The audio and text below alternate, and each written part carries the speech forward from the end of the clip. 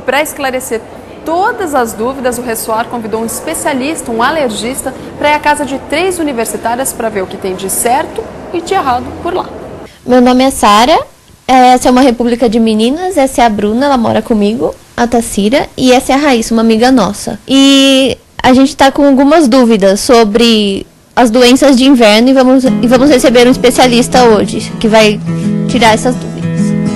Eu tenho rinite e tenho vários problemas com os definidos ácaros, com cortinas, todas essas coisas que juntam bastante ácaros e trazem problemas respiratórios. E eu queria saber como que eu faço para saber se minha rinite é alérgica e o que eu posso fazer para amenizar os sintomas. Quando você procurar um alergista, uma das primeiras coisas que ele vai fazer é um teste para tentar definir se o seu quadro é alérgico e o que está causando essa alergia. E aí, a partir do resultado desses testes, aí você tem pelo menos umas 3 frentes de tratamento aí. E a primeira delas é o controle do ambiente. É tentar diminuir a exposição do indivíduo alérgico àquilo que está causando alergia. A gente vai complementar isso com o tratamento medicamentoso e, em alguns casos, a gente pode ainda também orientar o uso de vacinas. A minha dúvida é sobre a temperatura, porque ela oscila bastante. Eu queria saber se causa algum efeito na gente. As doenças alérgicas, elas são multifatoriais. Você tem uma série de fatores ali acontecendo para que o indivíduo tenha os sintomas e a mudança de temperatura é um deles. Não é à toa que agora, nesses meses de inverno, a gente tem um aumento bem importante dessas doenças alérgicas, né? Então você tem esse aumento de essas temperaturas mais baixas, você tem uma maior permanência das pessoas nos ambientes fechados, as pessoas costumam tirar os casacos e cobertores do armário que passaram o resto do ano guardado, e ali também vai ter ácaro que pode desencadear os sintomas de alergia. Tem um aumento também dos resfriados, e a gente sabe que resfriado é um desencadeante importante de crise de alergia.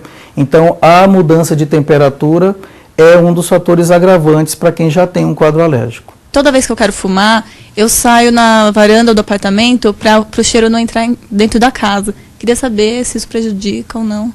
Não adianta você sair para fumar na varanda, do ponto de vista de exposição do ambiente, porque quando você volta, você traz na roupa, você traz no cabelo, você traz todos os componentes da fumaça do cigarro continuam impregnados em você.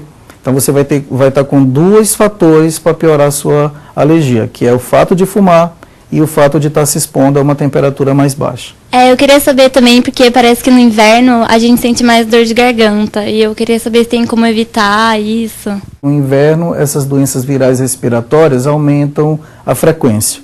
O ar fica mais seco, então quando você respira, esse ar seco já irrita um pouco a garganta.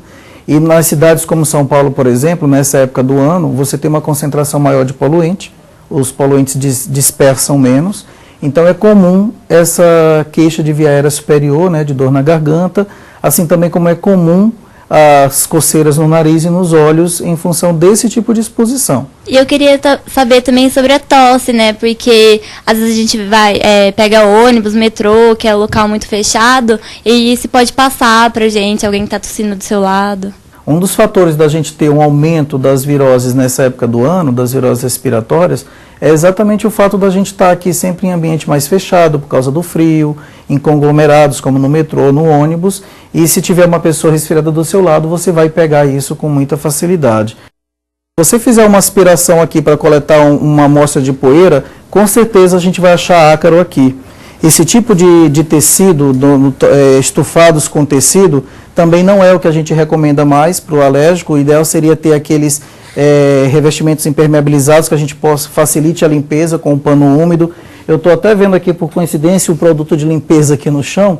Então, quando vocês forem usar esses produtos de limpeza, procurar sempre usar produtos neutros que não tenham um cheiro muito forte. Porque, às vezes, o próprio produto de limpeza já é um fator irritante para o alérgico.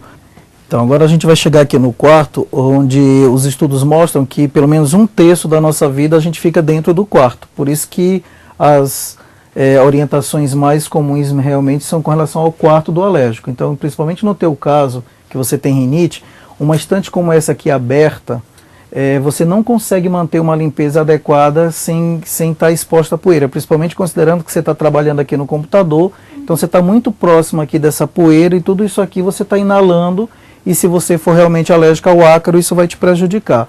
Outra orientação que a gente dá é sempre preferir o edredom no lugar desse tipo de cobertor, porque você tem uma exposição menor. E aí, por último, a gente vai assim para um dos que é considerado o grande vilão, que é o carpete.